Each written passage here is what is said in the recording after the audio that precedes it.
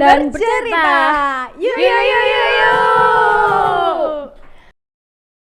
Oke, mungkin aku mau kenalan dulu nih. Aku sebagai host di sini, namaku Ambawani Gelar. Terus Dan- ada rekanku. Wening Hestina Warji. Siang ini kita kedatangan siapa nih? Ini ada seorang guru yang luar biasa bernama Mbak Fatwa Fatwa Amalia. Rahmawati SPD. Iya, oke. Tak bacain lagi ya. Fatwa Amalia Rahmawati SPD. Jadi ini riwayat pendidikannya itu dari tahun 2017 sampai 2021, lulusan Universitas Trunojoyo Madura.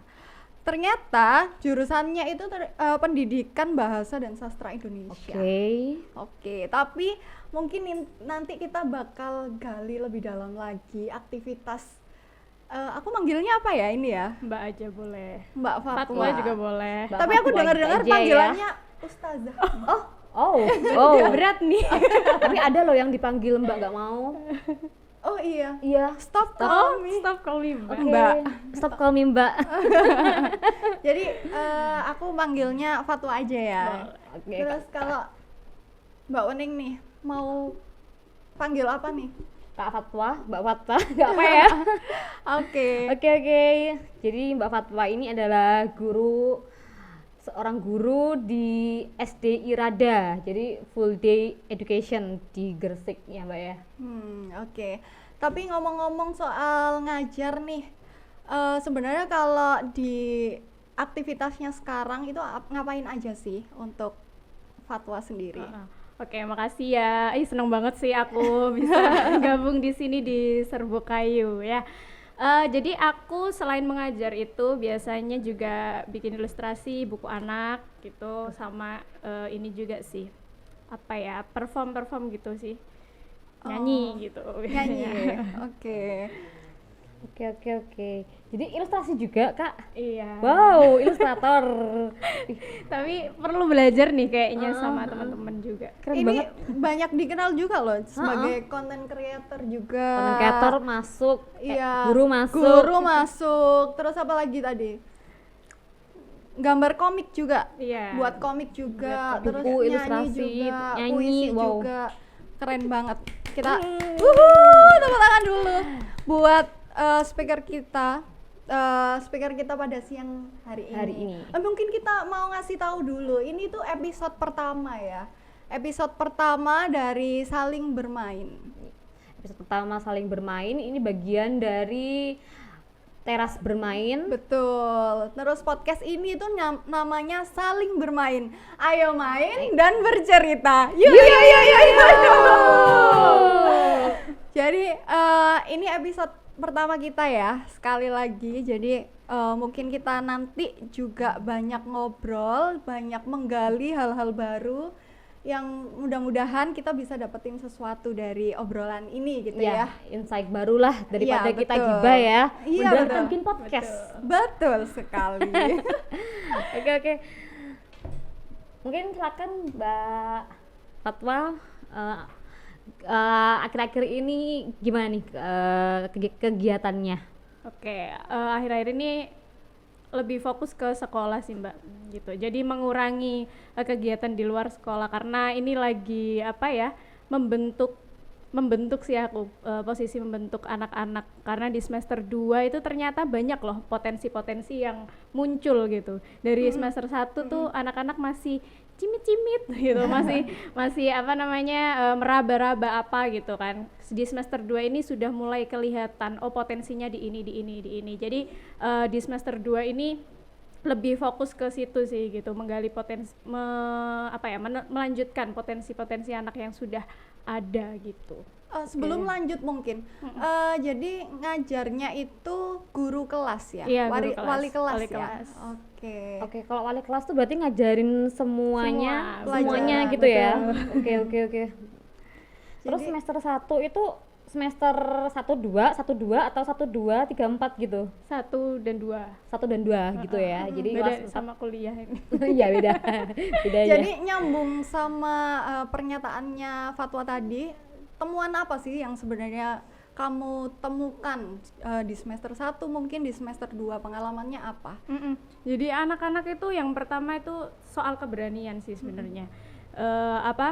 Awalnya yang emang bener-bener diam sekali gitu anaknya, itu di semester 2 udah pada mau untuk ngomong gitu, mau untuk nanya gitu, dan juga ternyata punya bakat-bakat seninya itu banyak loh di kelas gitu. Oke, gitu. Jadi kamu nemuin bahwa mereka itu berbakat, terus semakin enjoy di kelasmu gitu. Betul. Emang kalau boleh tahu nih, metodenya apa sih? Oke, jadi ngobrolin soal metode ini ya, pembelajaran gitu. Ada banyak sekali sih yang dipakai gitu. Salah satunya yang paling sering ya aku pakai itu memang metode seni gitu, Mbak. Jadi memang di situ anak-anak, aku kan ngajar berbagai macam pelajaran gitu ya. Nah, kalau diajar pakai buku tekstual aja gitu kan, itu anak-anak sering ngantuk dan lain sebagainya gitu. Iya. Jadi ngajarnya ini pakai metode seni gitu. Biasanya teater paling sering tuh, teater. Terus musik juga, kita bikin lagu dari mata pelajaran itu gitu. Terus ada PJBL juga, itu dari kita sambungin sama kesenian kayak gitu. Oke, kan Mbak kan ngajarnya kelas 4 nih ya, kelas 4 SD. Itu berarti ngajarnya kelas 4 aja atau dari pertama sampai mengetahui potensi itu butuh berapa lama sih? Ngajarnya di kelas 4 aja. Terus tahu potensinya anak-anak ya itu. Mungkin 3 bulan pertama itu sangat ini ya, baru melihat dengan jeli gitu loh, anak ini gimana, anak gini gimana. Baru nanti berinteraksi di sekitar 6 bulan gitu. Itu baru muncul potensi-potensi anak gitu, Mbak. Oke. Berarti itu satu kelas aja atau satu ada kelas. Oke, jadi emang kalau satu kelas kita ngajar kita bisa Tahu perkembangannya ya. 23 orang gitu ya. Keren tahu. banget sih. Oke, jadi tadi kan sudah sempat disebutin nih metodenya itu berbasis seni ternyata nih. Terus ternyata penerapannya juga banyak, misalnya teater, musik. Apalagi sih atau ada lagi yang pengen kamu terapkan? Terus apa yang sebenarnya kamu temukan di situ? Apa yang membuat mereka enjoy daripada pembelajaran tekstual gitu. Oke. Jadi ini pembelajaran PJBL ini di kurikulum Merdeka. Iya. Jadi seni itu udah didorong masuk di kurikulum juga gitu. Iya, loh. benar-benar. Terus kita juga sebagai guru ya cari hal-hal yang baru gitu kan. Nah, salah satunya itu pakai metode PJBL gitu, project based learning gitu. Itu mereka anak-anak itu mengamati awalnya gitu. Jadi mereka mengamati dulu. Ini aku kasih contoh langsung aja. Kemarin sempat bikin karya dari bubur kertas gitu. Nah, awalnya itu kita nggak bisa langsung anak-anak, kita bikin bubur kertas dari ini ya, dari bubur kertas ya, patung dari bubur kertas kayak gitu. Nggak kayak gitu. Jadi prosesnya itu lewat pengamatan dulu gitu. Anak-anak melihat lingkungan sekitar, ini kelasnya kenapa kotor ya gitu kan. Oh ini apa ya, sampah, kita pilah yuk, sampah apa sih yang paling banyak di kelas kita kayak gitu. Nah, ternyata dari pengamatan itu mereka melihat bahwa sampah kertas nih yang paling banyak Bu gitu kan. Nah, dari sampah kertas itu baru kita, kira-kira kalau sampah kertas ini menyebabkan apa ya, ini dari apa sih kertas ini kayak gitu kan, dipantik dulu. Terus mereka bilang ini dari pohon kayak gitu. Wah, dari pohon. Kita panas banget ya cuacanya hari-hari ini kayak gitu. Iya nih, kenapa ya gitu, dampaknya dari apa ya? Oh, karena mungkin kertas yang kita pakai itu ya, itu yang menyebabkan kita panas kayak gitu. Jadi mereka ini berdialog sendiri, cari sendiri gitu loh. Dari permasalahan pendekatannya dari situ ya, lingkungan sekitar. Betul. Menarik Menarik banget karena biar menyadari lah di sekitar kita tuh ada problem apa sih. Kadang orang tuh emang nggak aware kalau di sekitarnya bahkan tuh ada maybe something issues gitu yang harus kita lakukan bersama-sama gitu. Terus lalu setelah pendekatan tersebut gimana tuh metode selanjutnya? Oke, setelah mereka mengamati itu, kemudian cari permasalahan kan sudah ada gitu kan. Terus gimana nih gitu kan. Nah, itu beberapa waktu kita sempat kampanye pakai tumbler sendiri sama bekal makan sendiri gitu untuk pembiasaan anak-anak gitu kan. Nah, nyambung ke situ tuh gitu. Oke, kita sudah sedikit menekan gitu kan. Sedikit menekan paling enggak dari kita gitu untuk tidak menggunakan sampah plastik lebih banyak kayak gitu kan. Terus setelah itu ini nih masih ada nih ternyata kertas nih yang kita nggak bisa pungkiri kita pakai gitu kan. Gimana gitu. Terus akhirnya kita kayaknya perlu bikin sesuatu dari ini deh kayak gitu. Baru masuknya ke ini, ke kesenian itu tadi gitu. Bikin apa ya kayak gitu. Jadi mereka berpikir sendiri sih. Saya sebagai guru hanya sebagai fasilitator aja gitu.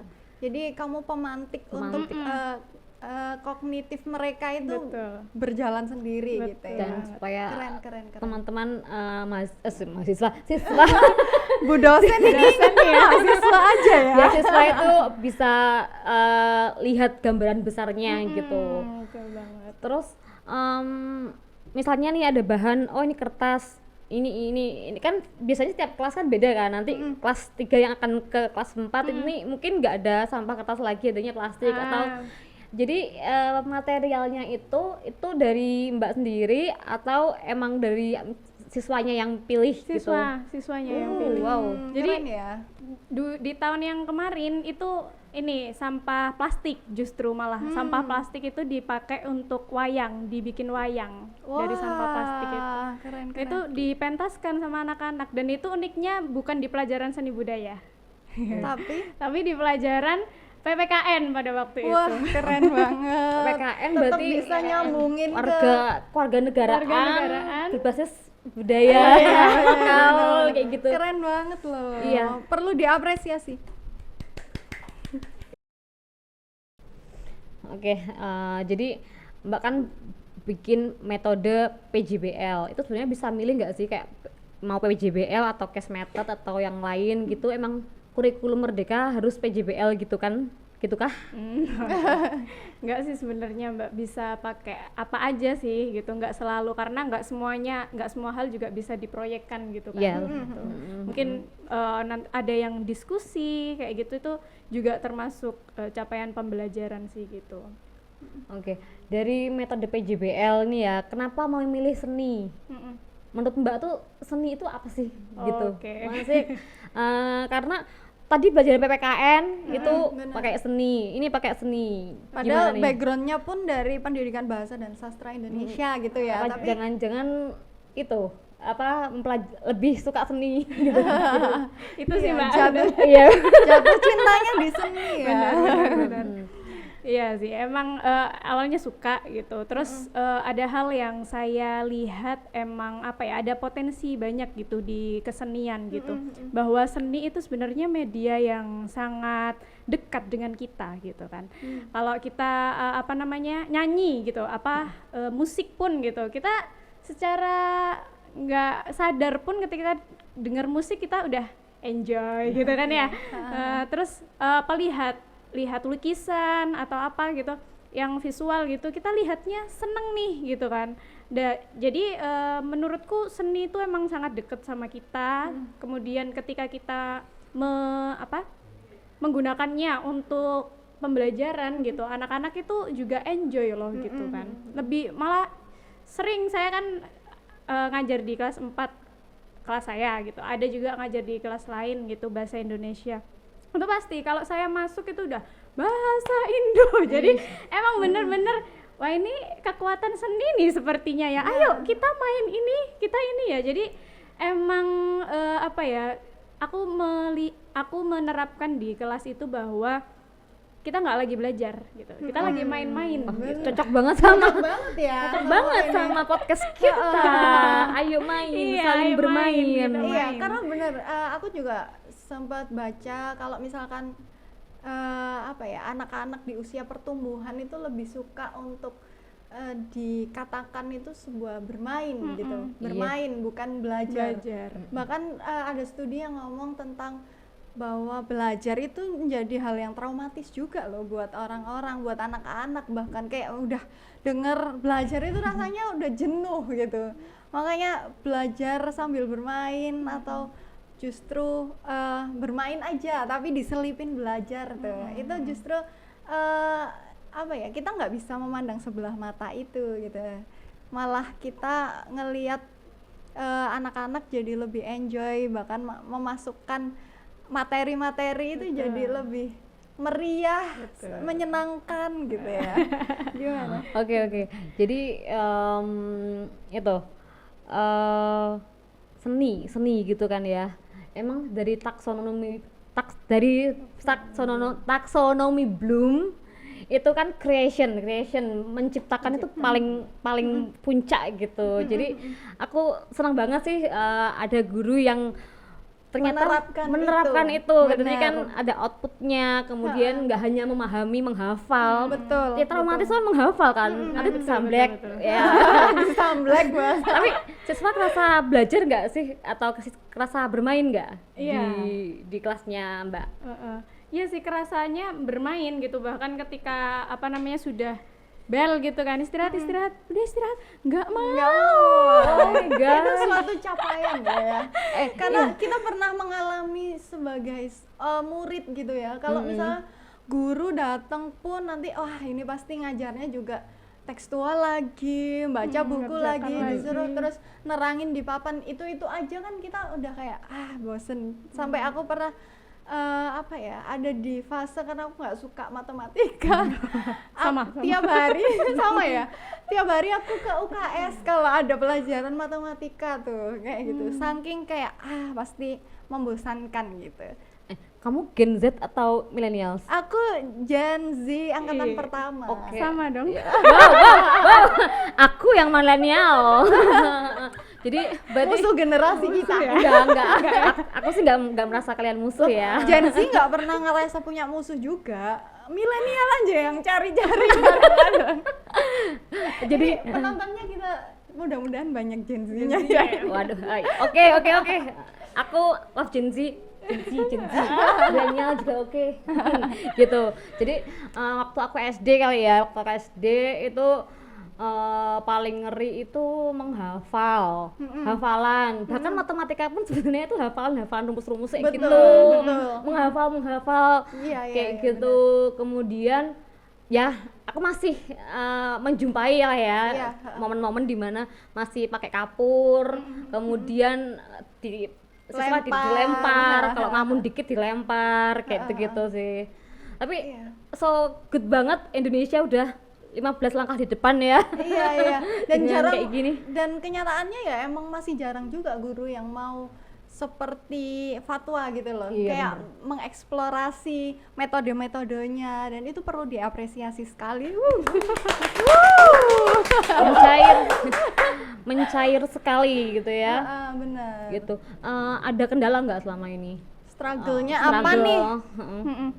Ada sih Mbak. Kalau ini ya, kalau di kelas sendiri itu struggle-nya anak-anak itu kan bermacam-macam ya, gitu kan. Jadi itu emang bener-bener harus satu-satu ini gimana ya ini ya. Anaknya yang emang bener-bener diam banget itu gimana ya caranya supaya dia tuh bisa enjoy buat ngomong kayak gitu. Jadi itu sih perlu kita perlu lebih sabar aja awalnya gitu. Buat lihat anak-anak ini harus maju di bidang apa dan seperti apa kayak gitu. Karena ada yang sangat cepat, yang lambat nggak ini, terus gimana kayak gitu. Itu yang jadi pasti guru-guru semuanya juga mengalami hal itu gitu. Nah, yang kedua ini mungkin lebih ke jadi ini nih Nggak Nggak apa-apa. apa. Jadi sedih nih. Luapkan saja. nggak Gak ada yang lihat kok. Oke, jadi yang kedua itu sebenarnya sempet apa ya, nggak ada yang nggak support gitu dengan apa yang aku kerjakan gitu. Bahwa ketika pada waktu itu sempet pakai ukulele buat ngajar gitu kan, anak-anak suka bernyanyi gitu loh. Terus kemudian ada yang menentang bahwa nggak boleh gitu pakai media ukulele ini gitu. Kenapa tuh? Gitu? Kenapa tuh? Kenapa gitu kan? Ya karena ini musiknya ini dari barat, boleh kamu pakai musik rebana. Lah aku nggak bisa ya, terus iya kan gitu kan.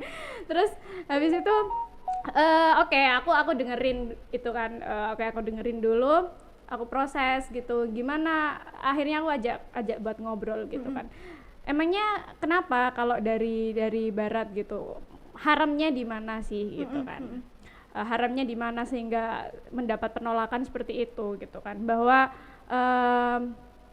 apa tuh namanya, musik itu kan kamu ngomong aja itu loh, yo musik gitu kan, ada nadanya loh itu gitu. Terus haramnya di mana gitu. Akhirnya diajak ngobrol pelan-pelan gitu, baru ngeh kalau oh ya oke, nggak apa-apa gitu. Tapi itu aku bandel sih, jadi nggak boleh pakai itu, tetap pakai.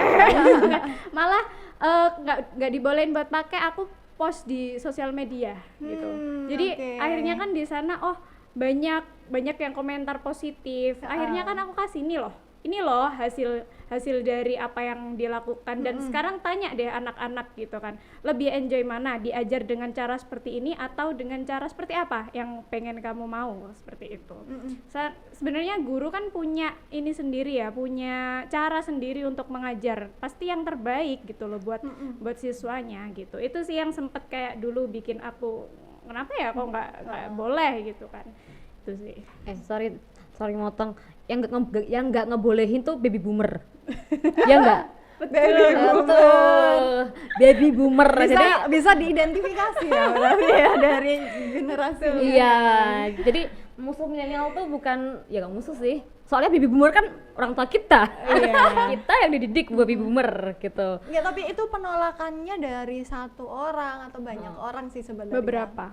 Beberapa. Makanya itu sempat kayak bikin kenapa gitu loh, permasalahannya apa gitu sampai seperti itu gitu. Karena memang kan aku di sekolah berbasis Islam kan, di basis agama, jadi apa namanya, mungkin secara pengetahuan banyak berbeda gitu kan. Ya aku juga menghargai apa yang dia ini, makanya kan diajak buat ngobrol pelan-pelan, apa sih yang diinginkan seperti itu.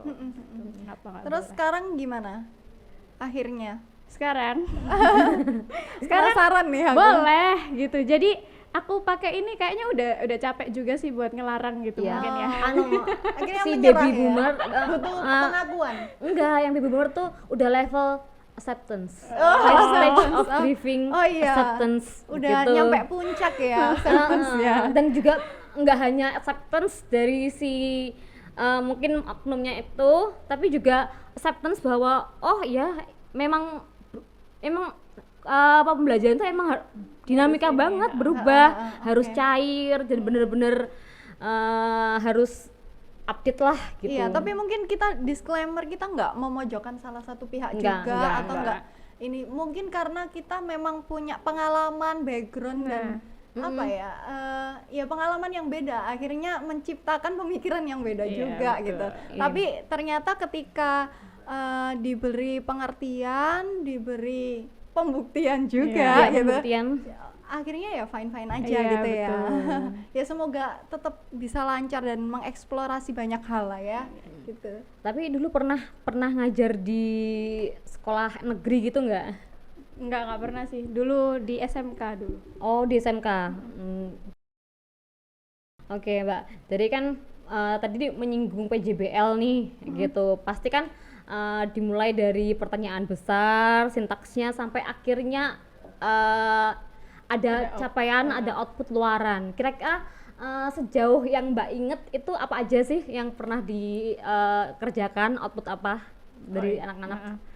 Itu anak-anak pernah bikin yang patung itu dari apa namanya, bubur itu. Kertas. Jadi anak-anak di situ itu tidak hanya outputnya ini gitu, enggak, karena itu memang pada waktu itu pelajarannya bahasa Indonesia, jadi mereka mengulik nih gitu kan, ada yang bikin pesawat, ada yang bikin apa ya kemarin ya, pot bunga dan lain sebagainya. Nah itu dikulik gitu, jadi kenapa bikin pesawat gitu. Nah, kenapa bikin pesawat? Iya, ada sidangnya, Mbak. Oh my god, Ada sih tapi nggak ngeri gini Nggak, kan? nggak Enggak sih. kan?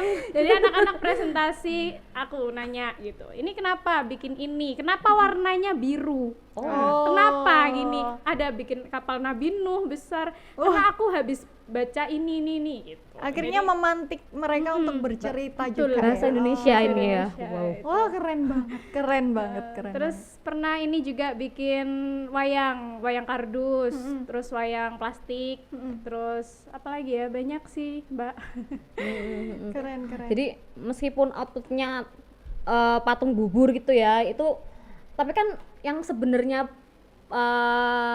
ilmunya itu kan saat pengerjaannya kita betul bisa ngitung berapa gramnya mungkin ya yang aku tangkep gitu ya. Terus misalnya tadi ada text procedure bisa inline lah dengan Bahkan sebenarnya yang mereka dapetin dan bisa mereka gali pun dari awal memantik. Nah. Dari kita aware terhadap lingkungan sekitar, terus nyari apa sih sebenarnya kayak gitu-gitu. Menurutku itu udah dapet dari awal gitu. dan Keren, nggak keren. semua pengajar itu kayak mau aja melihat potensi anak. Dan biasanya kan kalau pengajar kan ya udah ngajar ini tapi Banyak bener-bener yang males menggali, jadi sampai tahu ini yang introvert, ini yang extrovert, ini yang nakal, ini yang audio visual gitu. Gimana Mbak biar guru-guru mungkin yang melihat di sini itu bisa mengenali potensi semacam itu? Jangan-jangan Gitu. disuruh cek MBTI. Dia belum. Oh belum ya? Kalau zodiak Tapi gimana sih? akan. Zodiak Gen Z banget kan? Gen Z banget. zodiaknya apa? Aku Capricorn. Oh, Gimana tuh? Gimana tuh? Capricorn. kita 2 Sagittarius. Duo Gak Sagittarius. takut sih. Oke. Gimana Jadi Mbak? sempet bahkan nyari background zodiaknya juga tuh. Iya sih. Buat Ya apa enggak, tuh? itu kan ya itu ya buat lucu-lucuan. Lucu-lucuan aja sih. Gimana itunya metodenya. Biar apa namanya lihat anak-anak ini.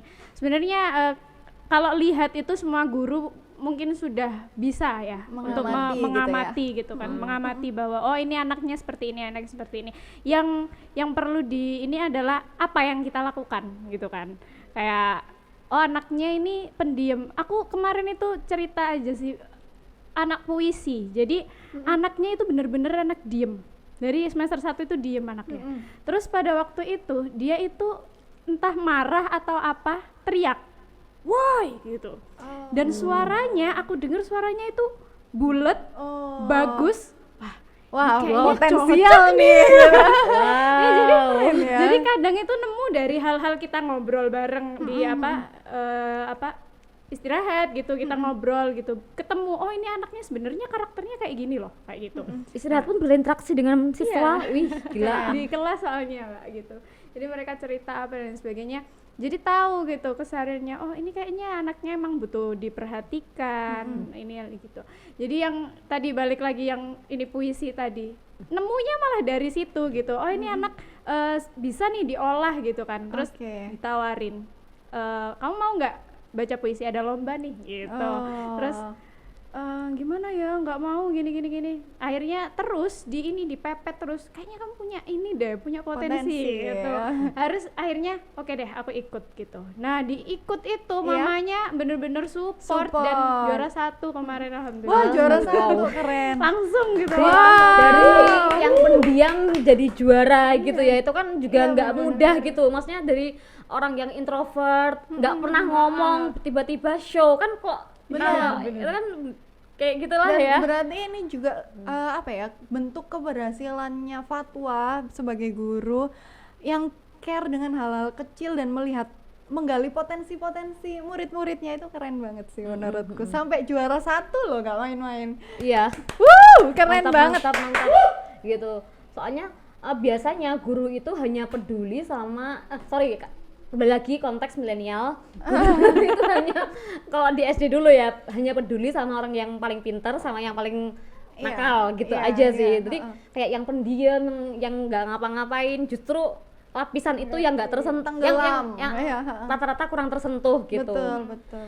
Tapi sebenarnya Mbak Fatma ini punya goals atau apa gitu ya di hidupnya, kan nggak semua orang ya bekerja seperti itu, bahkan mengenali potensi orang, mengenali masalah, nggak hanya tentang keburukannya aja, tapi bagaimana ini potensi banget nih gitu. Itu sebenarnya apa Mbak? Sampai bikin konten juga itu. Oh iya.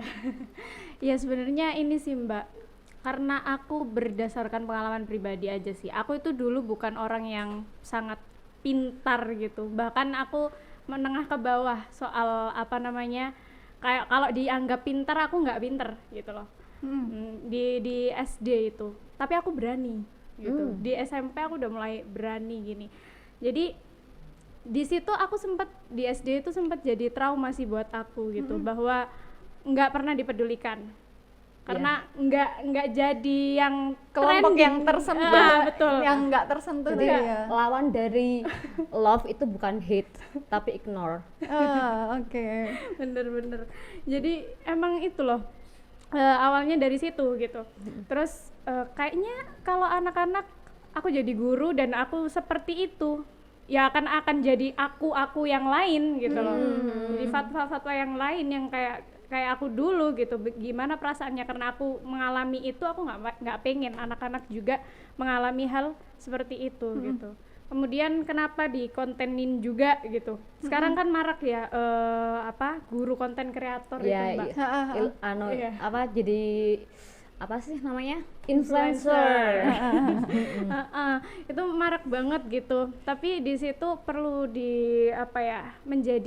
menjadi pandanganku di situ adalah bahwa ketika kita berbagi gitu, itu harus ada hal yang yang penting gitu. Dan di sini aku merasa penting untuk membentuk figur bahwa guru itu menyenangkan. Guru itu adalah profesi yang mulia, tidak hanya mengajar saja gitu, jadi teman, jadi guru, jadi teman sama jadi guru, nggak seperti itu gitu, tapi banyak hal gitu di dalamnya gitu. Salah satunya yaitu tadi gitu, bisa intinya pokoknya guru itu harus bisa dipandang oleh publik bahwa dia tidak hanya bekerja mengajar, Oke. tapi membentuk. Wow. Gitu sih. Karena Membentuk. stigma guru pun selama ini ya emang itu kayak cuma ngajar selesai pulang gitu. Tapi Fatma punya goals itu tersendiri buat dirinya sendiri itu, dan berhasil diterapkan gitu loh Jadi menurutku. Fatwa nggak guru lebih tinggi dari murid tuh enggak ya. Jadi guru dan murid tuh sama-sama, kita sama-sama belajar. Betul Dan banget. aku lihat Fatwa itu melihat murid itu sebagai manusia seutuhnya. Kalau dari yang disampaikan tadi ya, gitu. Dan itu keren banget, dan nggak semua orang bisa dan punya empati untuk melakukan hal tersebut. Seperti itu keren banget gitu.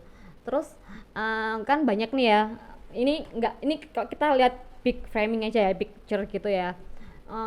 Dulu HP dari sampai kecil sampai tipis, laptop dari PC yang besar sampai tipis, tapi pendidikan di Indonesia itu gitu-gitu aja, dan juga ranking PISA-nya itu 3 terbawah nggak sih?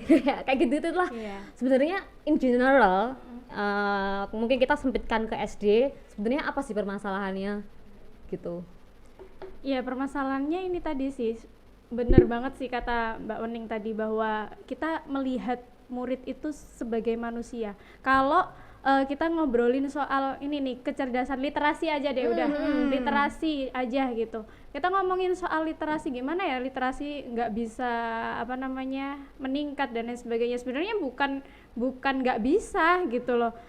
Tapi kita dorongannya mana gitu loh. Anak-anak udah dikenalin seperti apa gitu. Kalau gurunya aja nggak baca, terus muridnya seperti apa, kan kayak gitu.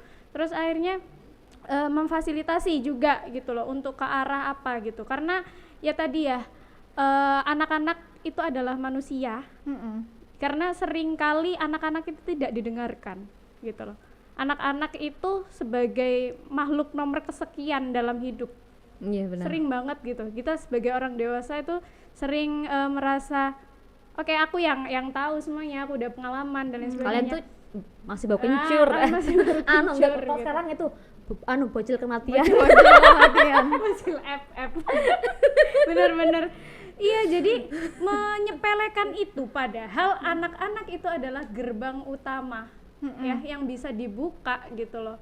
Karena dia ya kalau kita mau ngerubah zaman, ngerubah peradaban, yang diubah bukan infrastrukturnya tapi manusianya, dan itu berawal dari anak-anak gitu. Iya. Mungkin aku sedikit melenceng ya dari pernyataan tersebut, tapi mungkin masih ada korelasinya. Pengalaman apa sih yang sampai ngebuat kamu tuh kepikiran kayak gitu?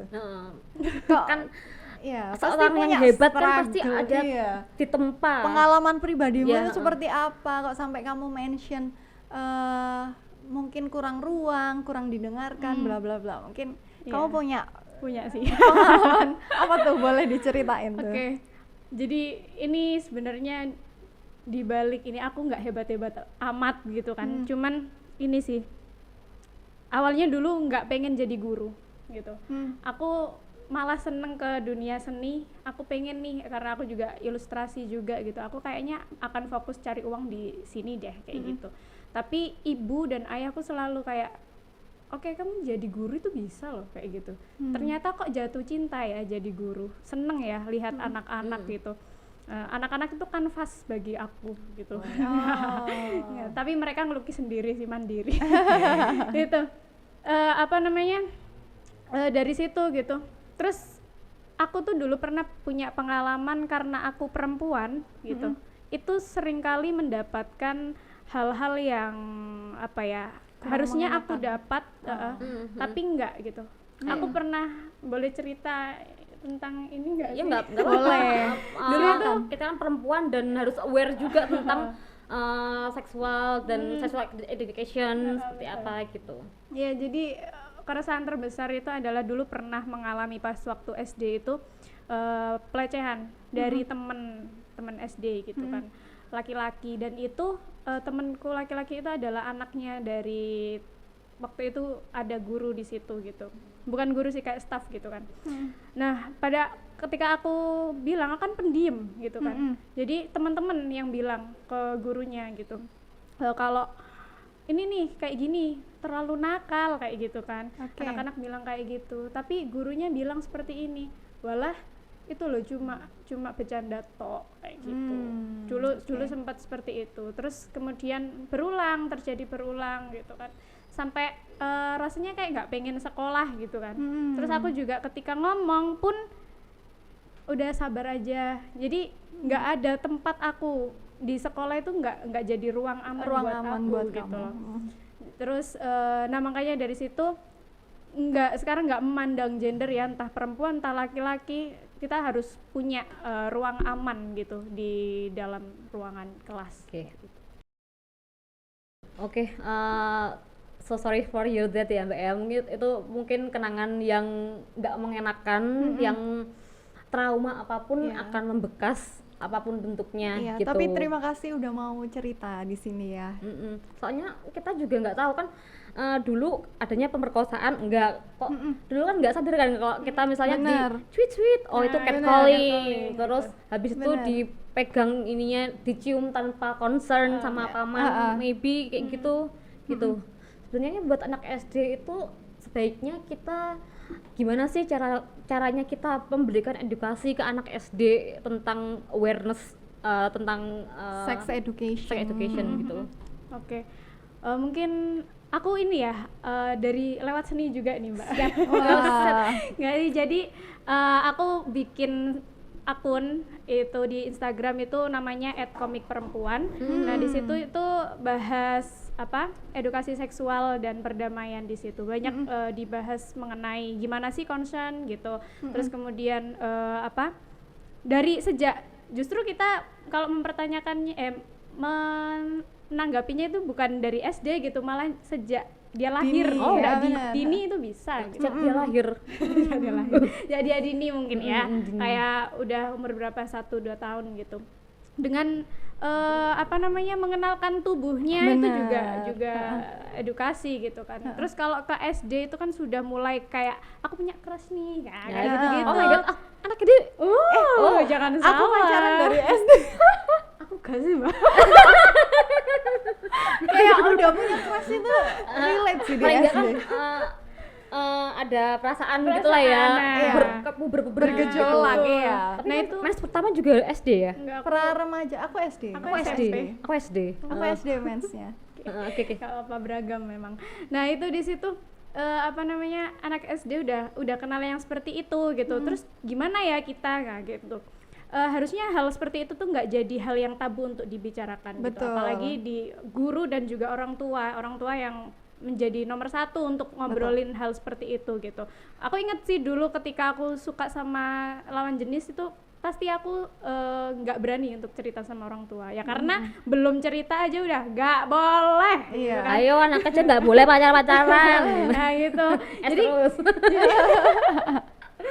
jadi nggak tahu gitu kan perkembangannya itu seperti apa gitu. Aku sadar bahwa ya kita perlu menerima itu dulu gitu kan, tapi kita bentuk gitu pertahanan, karena kita sebagai orang tua juga nggak selamanya akan ada untuk anak gitu kan. Betul. Kalau kita ngelarang ini dan itu gitu, tapi anak sendiri tidak punya kesadaran, ya itu yang jadi hal yang Bumerang tersendiri ya. betul. Problem nantinya, karena sejujurnya kalau misalnya aku ada statement nih dari temanku nih, kalau orang tua tuh terlalu membendung kan, air kan harusnya mengalir ya, membendung. Kalau nanti suatu hari bendungannya itu roboh, itu bakal damage-nya itu Lebih banget, besar lebih lagi besar ya. gitu. Iya benar-benar. Mm.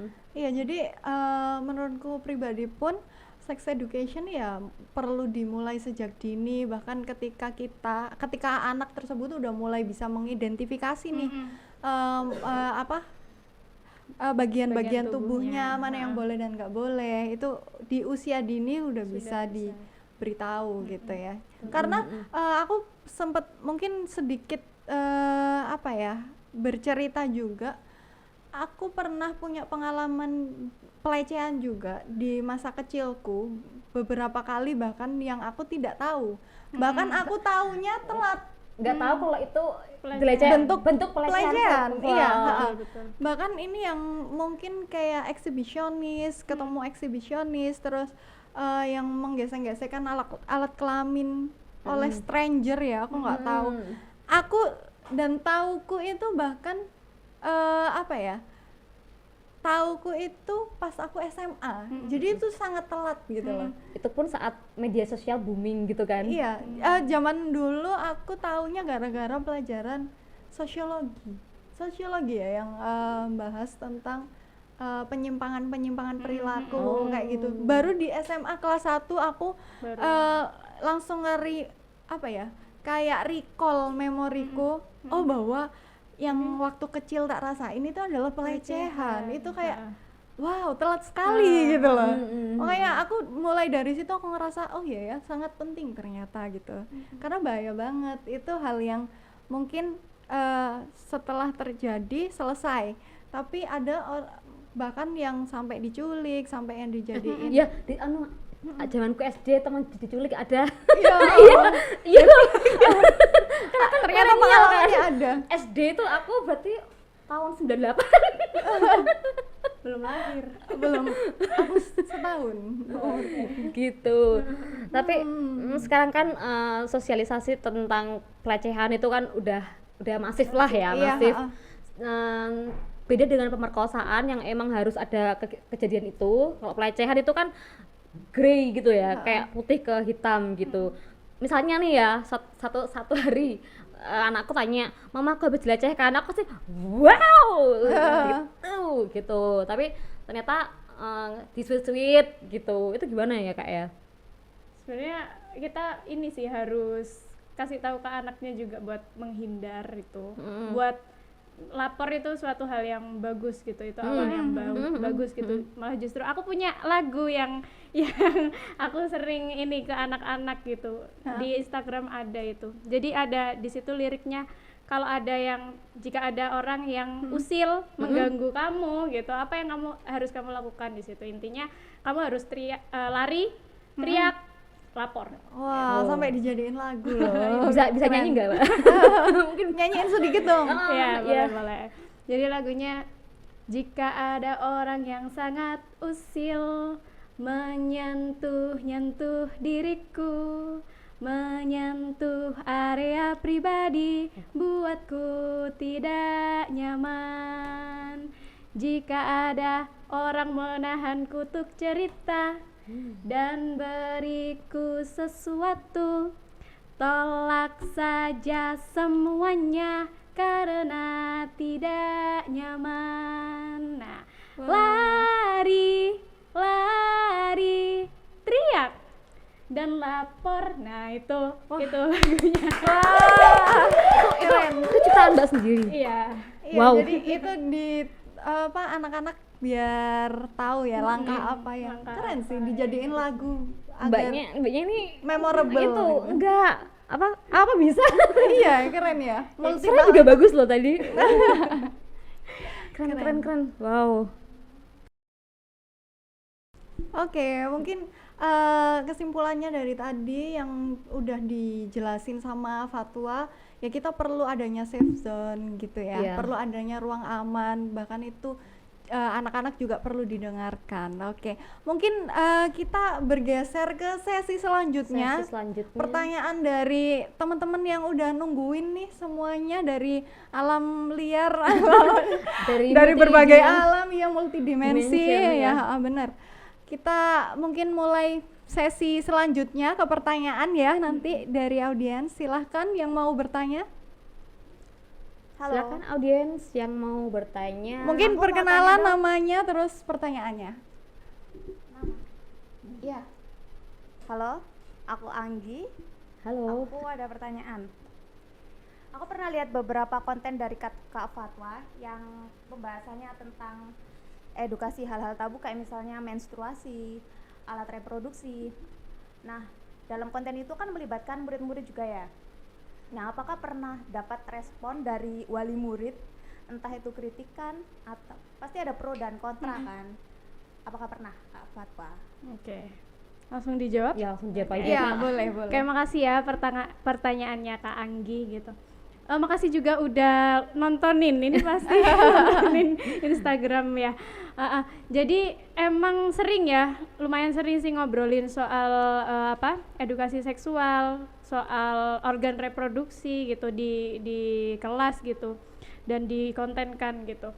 Memang kalau untuk wali muridnya sendiri itu alhamdulillahnya nggak ada kayak ini harus nggak kayak gini nih terlalu jauh, nggak kayak gitu, karena aku sebelum ke situ, sebelum ke konten itu dan sebelum ngasih tahu ke anak-anak, aku concern dulu ke orang tuanya. Oh, jadi ada pemberitahuan Betul. dulu. Wah, keren. Jadi ini nih kayaknya mau bahas seperti ini gitu kan. Kita yang kasih tahu ke orang tua dulu, kita edukasi orang tuanya dulu. Emang nggak mudah gitu loh buat ngasih ke anak-anak hal yang kayak gitu, dan kita harus merangkul orang tuanya juga gitu kan. Jadi awalnya itu dulu baru bisa masuk ke konten dan pengajaran yang seperti itu gitu. Dari orang tua nggak ada respon yang seperti apa, tapi biasanya ada juga beberapa di komentar itu terlalu vulgar gitu. Wah, Padahal aku pas waktu itu bahas tentang alat kelamin perempuan, vagina gitu kan. Bahas itu ternyata ada juga yang komen ini terlalu vulgar untuk anak-anak kayak gitu. Padahal itu kan lah gimana gitu. Kita menyebutnya gitu ya. Kita menyebutnya gimana Alat Nah, Iya, benar-benar. Iya, bisa kan dianggap tabu Nah, gitu ya. Padahal jadi- vagina dan penis ya memang harus tahu namanya betul. penyebutannya. ya kayak hidung, kita ketahui hidung, iya, telinga. hidung, mata. Yes, ya. kayak gitu sih Mbak Anggi. Jadi Mbak bukan hanya mengedukasi anaknya tapi juga orang tua. Orang tuanya, tuanya. konsepnya sampai ke orang tua. Sampai ke orang tua. Iya, Tapi iya. emang bener soalnya masalah apa ya? Permasalahan orang tua ya, kayak dia dari rumah itu di sekolah itu nyambung. Benar, benar. Tuh. Bahkan kalau bisa ketika kita ketika kita menerapkan suatu edukasi di sekolahan ya kita harusnya juga mensinkronkan itu Dengan- ke orang tua iya, gitu benar. agar berjalannya beriringan karena takutnya di sekolahan diajarin A di Rumahnya. rumah ternyata B gitu kan Nah itu nggak berjalan ya kan. pernah itu. Iya, Gimana pengalamannya Kak? Iya, jadi apa ya, orang tuanya emang bener-bener apa ya, menutup kalau belajar kayak gitu nggak ini gitu kan. Tapi kalau misalkan nih aku nggak ada edukasi dulu, maksudnya nggak concern dulu ke orang tuanya, mungkin akan meledak dia. Oh iya. Tapi sebelum ke situ aku ngomong dulu, dia ada penolakan, benar ada penolakannya itu dari sebelum aku ngomong ke anak-anak. Nah jadi ketahuan nih, oh orang tua seperti ini, Ternyata ada yang seperti seperti ini, itu, ada yang iya. seperti ini gitu. Jadi diatasi dulu sebelum ini. Jadi ini perlu gini gitu. Baru oke, masuk gitu. Jadi nggak ada boom di setelahnya. Ya Oke. concern di depan Iya, gitu ya, benar, dan benar. penyamaan persepsi. Betul. Gitu. Ini pengalaman asli dari temanku, aku nggak bisa sebut nama. Jadi emang anaknya itu pinter tapi juga diem gitu. Tapi pinter sih kayak diemnya tuh ya introvert biasa lah gitu. Tapi di rumah orang tuanya itu bertengkar, ada yang selingkuh gitu sampai gini itu berpengaruh banget sama sampai gurunya itu notice juga gitu. Itu ada nggak pengalaman kayak gitu Mbak? Oh my god. Wow. Jadi ketika mengajar itu mungkin apa ya, aku tuh menemukan, justru aku kan belum menikah juga kan. Iya. Jadi belajarnya itu dari orang tua gitu kan. Ada permasalahan seperti itu, malah saya dilibatkan harus gini pada waktu itu pisah gitu kan, bertengkar gitu, dan anaknya emang bener-bener nggak bisa itu belajar. Ngeblank Ngeblank Anaknya loh tuh anaknya. ngeblank. Karena berdampak sekali Bener. ya ke anak-anak. Terus akhirnya ini nggak boleh dijemput sama ini, nggak boleh ini. Ya terus gimana? Udah mah nggak ini loh ya, maksudnya nggak, ini bukan ranah saya kalau urusan Anda gitu. Betul. Tapi urusan anak-anak saya gitu. Oke. Mungkin Oke, dari jawabannya Kak Anggi udah terjawab semua ya. Mungkin bisa next pertanyaannya Ya, dari kawan-kawan lain, silahkan. Halo, aku mau nanya dong ke Mungkin Mbak Fatwa. bisa sedikit lebih keras Lebih ya. keras dong oh iya. biar kedengeran. Halo, aku Cacu, mau nanya ke Mbak Fatwa terkait sebenarnya masih nyambung sih sama yang tadi. Kalau Mbak Anggi sendiri kan nanyain tentang lebih ke konsen gimana nih buat ngasih tahu informasi-informasi yang mungkin perlu diketahui oleh anak-anak gitu loh. Nah, aku tuh mau nanya tentang gimana sih dari Mbak Fatwa sendiri mungkin gimana cara kita menanggapi pertanyaan anak-anak gitu yang kadang kita tuh nggak kepikiran gitu loh kalau oh iya ya kayak gini, dan pertanyaannya tuh bisa cukup kritis gitu loh. Dan maksudku kan aku di sini juga belum sampai tahap menjadi orang tua ya, tapi lingkunganku sendiri udah ketemu sama banyak anak-anak, entah itu sama ya ketemu anak-anak di jalan, kalau nggak gitu sama ponakan gitu. Gimana sih cara kita menanggapi pertanyaan mereka yang menurut aku kayak gimana ya kita jawabnya ya, kadang kan takutnya hal-hal yang dipertanyakan mereka itu jawabannya bisa agak eksplisit gitu loh. Nah, gimana cara kita di umur kita sekarang itu untuk menanggapi pertanyaan anak-anak itu? Terima kasih. Wow. Oh, pertanyaannya keren. Iya, iya. Oke, Gimana, Mbak? langsung ditanggapi aja. Jadi benar sih, di kelas pun aku nggak hanya di kelas ya, di lingkungan sekitar rumah juga banyak anak kecil gitu. Yang pertanyaannya itu emang out of the box banget sih gitu. Jadi pernah itu aku pada waktu itu kebetulan kerekam juga kan obrolan sama anak-anak. Waktu itu sedang ngobrolin tentang pemilu. Jadi Pemilu itu 2024. Nah, itu kita ngobrolin soal pemilu karena memang pelajarannya PKN waktu itu. Diskusi aja sih kita pas waktu ini mau istirahat. Tuh. Terus dia ada satu anak perempuan, dia tanya gini, Ustazah, kenapa kita tuh susah-susah belajar demokrasi kalau pejabat kita aja lo curang? Gimana coba Itu jawabnya? pertanyaan dari muridmu Iya, anak SD. serius. Waduh, keren. Makanya Anak SD yang sekarang betul, karena mantap. media sosial itu Iya, kan marak oh sekali iya, ya Mbak ya benar. gitu kan. Jadi sampai wow, aku awalnya kayak kaget sih gitu, speechless lah gitu kan. Oke, gimana ya gitu kan. Jadi nanya Dilemparin lagi. betul, melibatkan anak-anak juga berpikir, emangnya kenapa kita harus belajar gitu kan, ya supaya kita bisa demokrasi, ya supaya kita nggak curang dan lain sebagainya. Nah dari situ ketika anak-anak dilibatkan untuk berpikir, mereka akan menemukan sendiri gitu. Jadi kita kayak ya wes difasilitasi untuk mereka berpikir kayak gitu. Nanti kalau bisa dijawab ya, kalau nggak bisa dijawab kita cari dulu, ayo kita cari bareng-bareng yuk gitu. Cari di mana, ajak jalan-jalan atau apa, biasanya nemu gitu. Oke. Iya keren banget. Keren banget. Mungkin untuk closing statementnya, Fatwa bisa ngomong ke kamera, salah satu kamera di sini, ngomong ke murid-muridnya yang nanti akan nonton nih Oke. podcast ini, apa sih yang mau disampaikan gitu. Oke. Pasti banget ya, Serbu Kayu udah memfasilitasi aku untuk berbagi di sini gitu, untuk belajar juga di sini gitu. Hi kids. Hai kids ya, bener, hai kids. Hai teman-teman semuanya. Saya di sini intinya menjadi guru itu nggak mudah gitu. Menjadi guru itu adalah pembelajar seumur hidup gitu. Bahwa yang perlu aku katakan, anak-anak itu adalah anak-anak itu adalah gerbang utama untuk merubah peradaban gitu. Bergantung bagaimana fasilitatornya, bergantung bagaimana gurunya untuk mengarahkan akan jadi seperti apa siswa-siswanya. Sebenarnya semuanya berpotensi gitu. Anak-anak itu tidak ada yang nakal, tapi mungkin berbeda gitu, dan berbeda itu tidak mengapa, seperti itu. Oke, keren sekali. Keren, thank you. Mungkin sebelum itu, kalau mau berinteraksi nih sama Fatwa, kemana aja nih? Instagramnya apa? Terus ada Oke. sosial media apa? Silakan. Oke, aku bisa ke Instagram @fatwaamalia_r, bisa follow juga komik perempuan. Di situ aku bagikan soal edukasi seksual kepada anak, seperti itu. Oke, Thank you terima Mbak kasih. Fatwa.